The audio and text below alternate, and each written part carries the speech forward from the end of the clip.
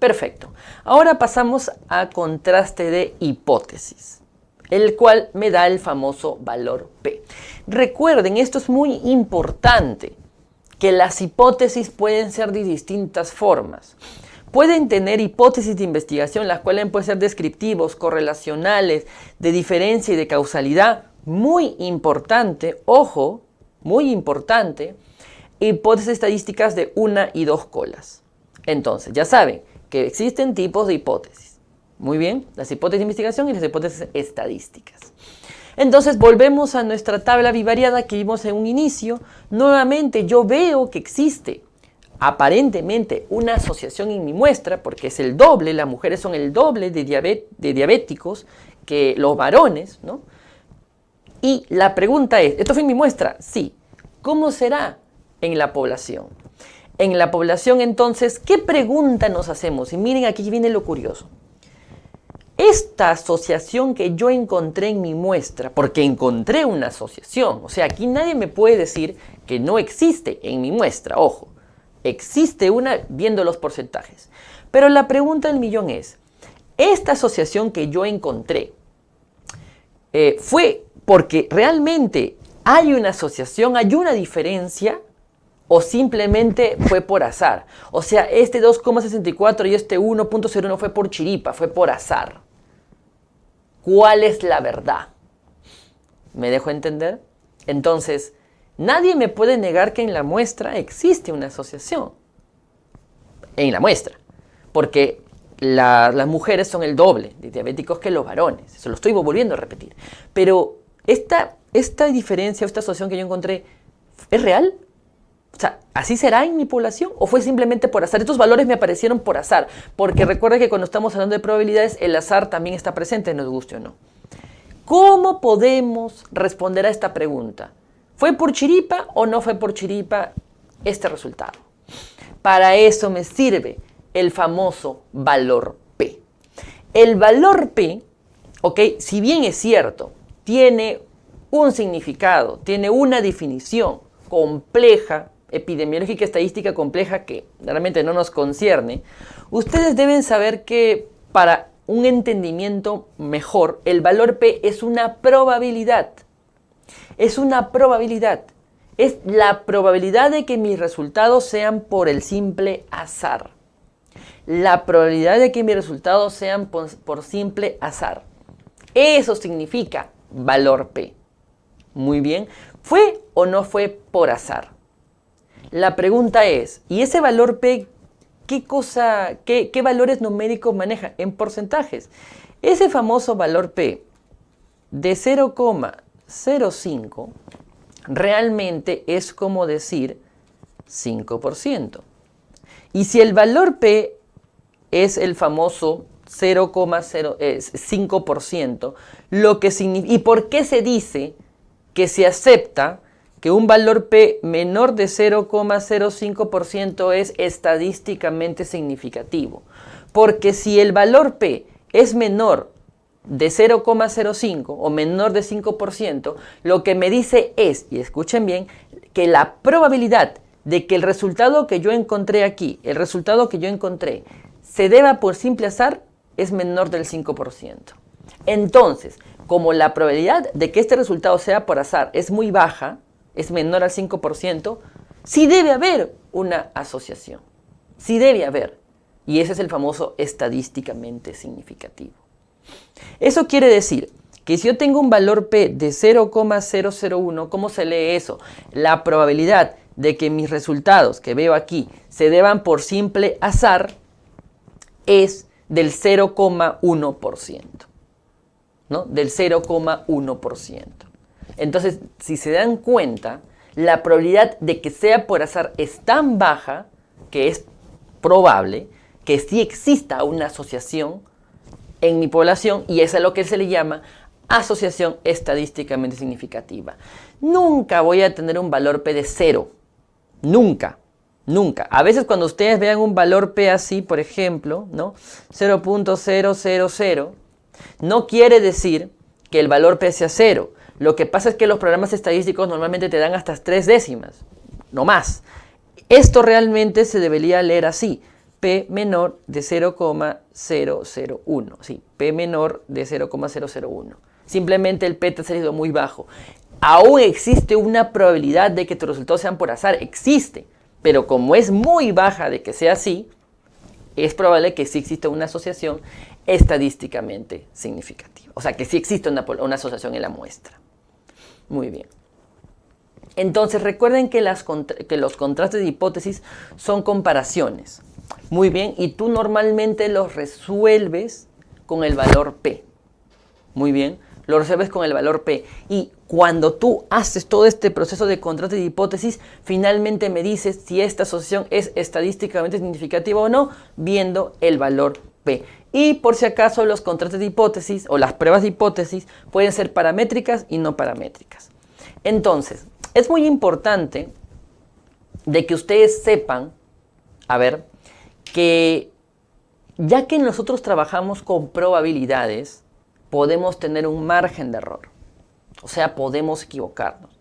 No, pero no se supone que al tenerlo en 0,01, ya pues la probabilidad de que sea por azar es demasiado baja, ¿no? Y tendrías que tener mala suerte para que realmente haya sido por azar, ¿no? Sí, pero aún así esa probabilidad está presente.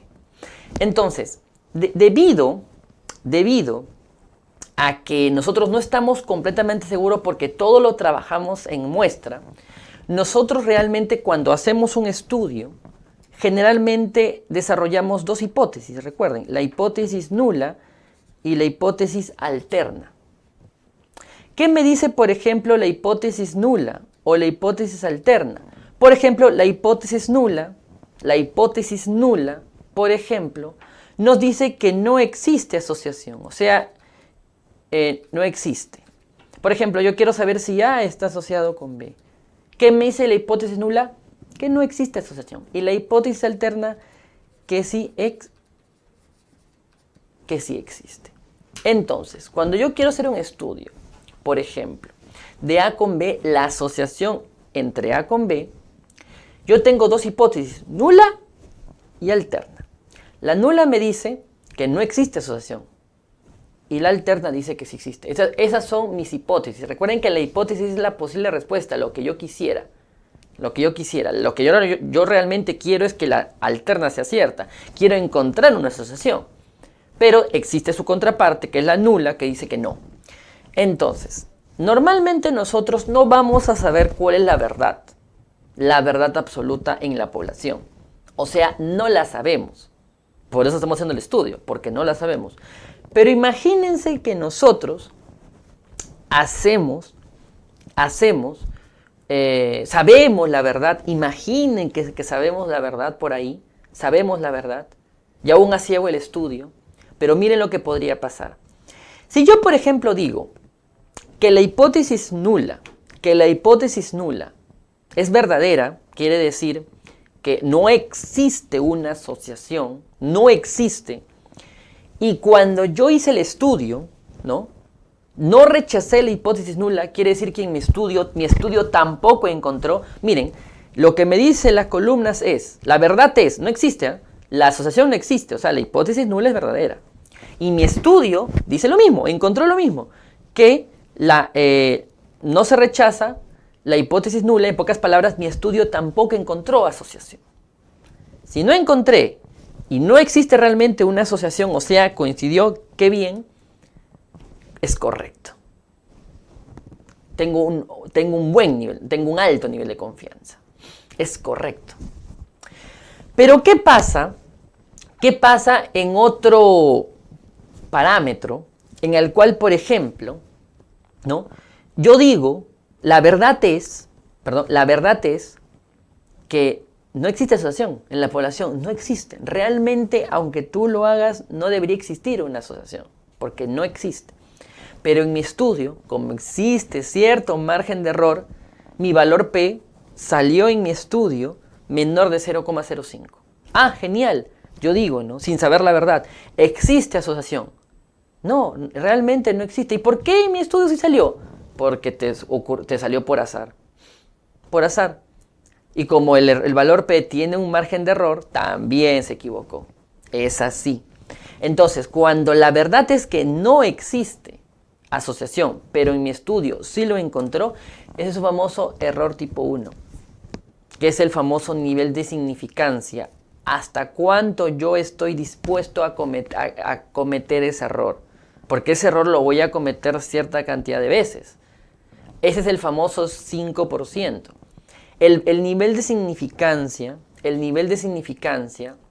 o también el lenguaje griego, el alfa, es cuánto estoy dispuesto yo a cometer ese error. Y normalmente es el 5%, de ahí viene el 5%. Y normalmente, ¿cuánto es la confianza que yo pongo en el trabajo? 95%. Miren, 95 más 5, 100.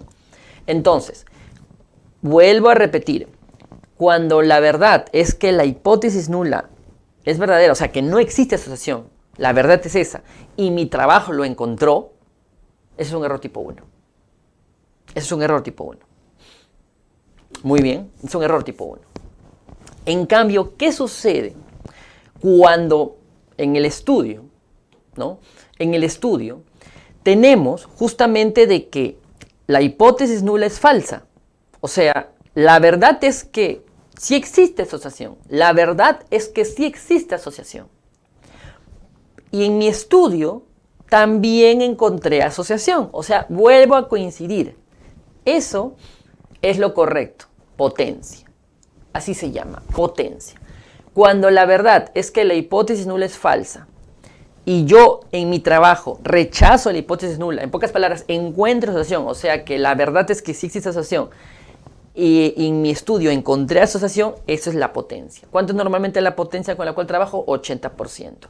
Y lo contrario, cuando existe asociación, cuando la verdad es que existe asociación, o sea, la hipótesis nula es falsa, cuando la verdad es que existe asociación.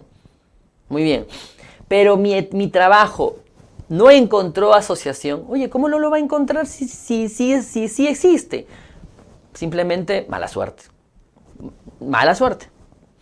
Fue por azar. Mala suerte. Por azar no encontré asociación. Entonces, si yo hice un buen trabajo, la metodología fue correcta, todo lo hice bien y aún así no encontré asociación, cuando la verdad es que sí existe, cometí un error, mi trabajo cometió un error, pero fue sin querer, fue por azar. Y eso es el error tipo 2 o el beta. ¿Cuánto es el error tipo 2 normalmente? 20%. 20%. Muy bien. ¿Por qué se acepta hasta un 20% de error tipo 2 y no menos? Porque el error tipo 1 es del 5%. O sea, si se dan cuenta, matemáticamente el error tipo 1 no puede ser más allá del 5%. El límite es 5% equivocarme. Como se dice, de 100 veces 5 me equivocaré. En cambio, jugando por el otro lado, de 100 veces, 20 veces podría cometer un error tipo 2. ¿Por qué? Porque, bueno, se considera que es peor decir que algo funciona cuando realmente no es. Por ejemplo, vamos a poner un ejemplo de medicamento. Es peor decir que un medicamento sí funciona, sí sirve, cuando realmente no hace eso, cuando realmente no sirve realmente, y le estamos dando por las puras al paciente, que decir que un medicamento que sí sirve, en mi estudio salió que no. Porque otro estudio va a encontrar que sí sirve finalmente. Esa es la idea en la cual por eso se da un límite del 5%. Vuelvo a repetir porque se considera de que es peor decir que un medicamento sí sirve, ¿no? Cuando realmente no sirve, que un medicamento decir, bueno, esto no sirve, cuando realmente sí sirve. Pero bueno, ya después se sabrá que sí sirve, ¿no? Algo así. Es importante que lo sepan. Entonces, este cuadro es muy importante porque me ayuda a saber que el error tipo 2 cuándo funciona, el error tipo 1 cuándo sucede y así. Muy bien. Acá están los valores, significancia o el alfa, la potencia, ¿no? Y el nivel de confianza. Entonces, por ejemplo, miren acá. Los tratamientos A y B son similares, o sea, los tratamientos A y B son similares con cuestión a disminuir la hemoglobina glicosilada en pacientes diabéticos. En pocas palabras, ambos tratamientos han entrado a un estudio para saber cuál de los dos disminuye más la hemoglobina glicosilada en el paciente diabético o disminuyen por igual. Muy bien. Entonces, el error tipo 1, por ejemplo, aquí sería que concluir que un tratamiento es mejor que el otro cuando en realidad tiene el mismo efecto. Es decir, imagínense que la verdad es que los tratamientos A y B son similares. Esa es la verdad. Claro, yo no lo sé porque por eso estoy haciendo el estudio, ¿no? Pero digamos que esa es la verdad. Si yo encuentro que uno es mejor que el otro, cuando ambos son iguales, ¿no? Cuando la verdad me dice que ambos son iguales, estoy cometiendo un error tipo 1. Cuando más bien yo digo que ambos son iguales en mi estudio, pero la verdad es que uno es mejor que el otro, es un error tipo 2. Cuando más bien yo digo, ambos estudios no tienen diferencias, ¿no? Simplemente, ¿no? No encuentro diferencias cuando las hay, entonces tengo un nivel de confianza. Y más bien, cuando encuentro diferencias entre A y B, y estas realmente existen, es justamente la potencia. Muy bien. Pero más allá, es muy importante que se centren en el error tipo 1 y en el error tipo 2, y ahí están los ejemplos. No se olviden, por favor. Muy bien. Acá está el valor P, la probabilidad de que mis resultados se van por simple azar. Muy bien. Tiene muchas definiciones, pero lo que a mí me interesa que ustedes se acuerden es el famoso menor de 0,05, que me dice que la probabilidad de que mis resultados que yo encontré en mi estudio se deban por azar es ese valor, ¿no? El que me salga. Si es 0,49, 4.9%, por ejemplo. La probabilidad de que mis resultados se deban por azar es de 4.9. Como es menor de 0,05, entonces es estadísticamente significativo y digo que en mi población sí existe esa asociación. Pero si me sale un valor P de 0,06, lamentablemente es mayor del punto de corte, mayor de 0,05, entonces yo digo, la probabilidad de que mi resultado se deba por azar, la probabilidad de que lo que yo encontré en mi muestra se deba por azar es del 6%.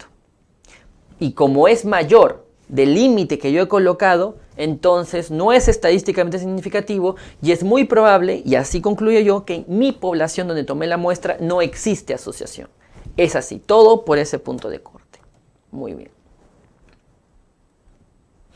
Entonces, las pruebas de hipótesis que ustedes llevan a cabo, ¿de acuerdo? Para poder obtener ese valor P y saber si existe o no existe una relación entre variables, una diferencia o una asociación, dependen del tipo de variable. Ustedes recordarán que existen variables categóricas y variables numéricas. Incluso dentro de las categóricas, dicotómicas y politómicas. ¿Se acuerdan? Entonces, depende cómo quiera combinar estas variables. Por ejemplo, categórica dicotómica contra numérica, categórica politómica contra numérica, categórica contra categórica o numérica contra numérica, voy a ver qué tipo de prueba de hipótesis para obtener el valor P debo hacer. Vuelvo a repetir, para saber, si existe o no existe asociación en mi estudio, tengo que ver qué tipo de variable es. Si es una variable categórica o numérica, también tengo que recordar que las categóricas pueden ser dicotómicas y politómicas, muy bien. Las numéricas también tienen clasificación, pero ahorita por esto vamos a dejarlo así, primero, porque pueden ser discretas y continuas, acuérdense. Y ahora yo tengo que ver qué combinación hago. Puede ser categórica, dicotómica con numérica. Cuando quiero hacer esa asociación entre esas variables, ya es un tipo de estudio, un tipo de prueba, perdón, que voy a utilizar. Cuando quiero hacer más bien una asociación entre dos numéricas, es otra prueba. Y cuando quiero ver una numérica o categórica politómica con una numérica, es otra prueba. Aquí tenemos los ejemplos, ¿no? Aquí también podemos ver, por ejemplo, en la cual, según el tipo, miren acá en este cuadro muy importante este cuadro, por favor estudienlo, en la cual podemos ver que depende del tipo de variable, ¿no? Y depende también la normalidad de las variables continuas, ojo, ¿no? Podemos ver qué tipo de estudio o qué tipo de prueba, haríamos. ¿Qué tipo de prueba haríamos? ¿De acuerdo? Por ejemplo, si yo quiero comparar una variable categórica, ¿no? con una numérica, categórica dicotómica con una numérica, la T de student, por ejemplo, ¿no? Si yo, por ejemplo, quiero comparar categórica, pero son de muestras independientes, una T de student de muestras independientes, así se llama. Si quiero comparar dos numéricas, por ejemplo, ¿no? de dos variables numéricas, ¿ok? Correlación de Pearson, ¿no? Por ejemplo, una numérica con variables binarias con coeficiente de contingencia, también es importante. Entonces, este cuadro y el cuadro anterior que les hemos demostrado, muy bien, nos sirve bastante para saber estas combinaciones que podemos nosotros utilizar. Muy bien, es importante. Perfecto. Ahora, finalmente, es necesario recordar de que estas pruebas, ¿no? Todas estas pruebas, y tenemos muchas más como en el cuadro anterior, me dan un valor P. Me dan un valor P. Y este valor P me dice, si es menor del alfa, claro, la significancia era 0,05. Ojo, no, el valor P no es igual a 0,05. La ley dice, el valor P es un resultado de la prueba de hipótesis. Y si este valor P es mayor o menor de 0,05, tomo la decisión. Pero el valor P finalmente juega con ese 0,05, porque ese 0,05 es el nivel de significancia, el alfa. Por eso que aquí lo pongo de esta forma, para que vean, ¿no? En que si el valor P es menor de 0,05, que es el alfa, hay asociación, y ese es mayor o igual a 0,05, no existe asociación. Entonces, si yo les pregunto a ustedes, ¿cuánto es el valor P? Me dicen, pues depende de lo que salga en la prueba de hipótesis, según las variables que yo utilice. Porque si yo depende el tipo de variables que tenga, muy bien. La prueba, el valor P no es 0,05. Tengan mucho cuidado con eso, ¿de acuerdo? El valor P simplemente es un resultado de estas pruebas que voy a llevar a cabo. Muy bien. Y si luego que yo obtengo mi valor P, este es menor del alfa, que bueno, como la gente no le dice alfa, le dice de frente 0,05, hay asociación estadística significativa. Quiere decir que los resultados por azar son bajos, la probabilidad es baja, y en mi población sí existe asociación, cuando hago la inferencia. Y más bien si es igual o mayor a 0,05, no existe asociación en mi población. Porque la probabilidad de que se deba al azar lo que encontré en mi muestra es alta. Finalmente, para hacer un contraste de hipótesis y finalmente obtener un valor P y sacar una conclusión, necesitas seguir un grupo de pasos, ¿no? El primer paso es conocer la naturaleza, como ya habíamos dicho con anterioridad. Eso quiere decir saber la variable. Si la variable es categórica o es numérica. Recuerden eso bastante bien.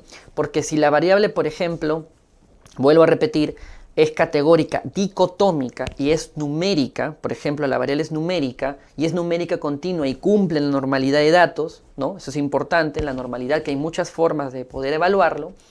Entonces, una categórica dicotómica con una numérica que tiene normalidad, un TANET de student. Pero, por ejemplo, cuando es mismo, categórica dicotómica, pero la prueba no es numérica, no es normal, su distribución no es normal, pasamos a las pruebas no paramétricas, por ejemplo, Lundemann-Whitney, por ejemplo. Cuando la variable es categórica, pero no es dicotómica, sino es politómica y es numérica con normalidad, ANOVA. Si es lo mismo, categórica, politómica, pero con numérica que no cumple la normalidad, ahí vamos a un Kruskal-Wallis, que es una no paramétrica. Si son dos categóricas, ahí ya pasamos, por ejemplo, a una prueba de chi cuadrado o una test exacta de Fisher. Y cuando son dos numéricas, clásicamente es la prueba de correlación de Pearson, ¿no? Y si ya alguna numérica o es variable ordinal, ya sería Spearman. Y tenemos otras más que, como en el cuadro anterior van a poder ver. Por eso sirve, les he vuelto a repetir, por eso sirve conocer la naturaleza de los datos. Y estas pruebas son muy importantes conocerlas. Por eso le decimos. Luego, clásicamente la nula no existe asociación, la alterna sí existe asociación. El nivel de significancia 0,05, nivel de confianza 95% y potencia 80. Eso clásicamente está establecido, ¿no? ¿Qué prueba estadística? Según lo que les acabo de explicar en el parámetro 1, según la naturaleza de mis variables. ¿no? La regla de decisión, cuando es menor el valor P de 0,005, ¿no? 0,05, perdón, 0,05, existe una asociación estadísticamente significativa, ¿no? Luego, bueno, antes se calculaba a mano este sexto paso, ahora los programas estadísticos lo hace rápido y te arroja el valor P. Entonces, yo simplemente al ver el valor P digo, ¿rechazo o no rechazo la hipótesis nula? ¿Acepto la alterna? ¿Qué hago aquí? Y finalmente concluyo, ¿no? Tomo finalmente la decisión de redactarlo en el manuscrito, hacer la discusión con referencia a lo que encontré, que era si hubo finalmente o no hubo una asociación. Muy bien, entonces espero que esta clase haya sido de su gusto, se haya entendido claramente y cualquier cosa estamos aquí para poder resolver sus preguntas. Muchas gracias.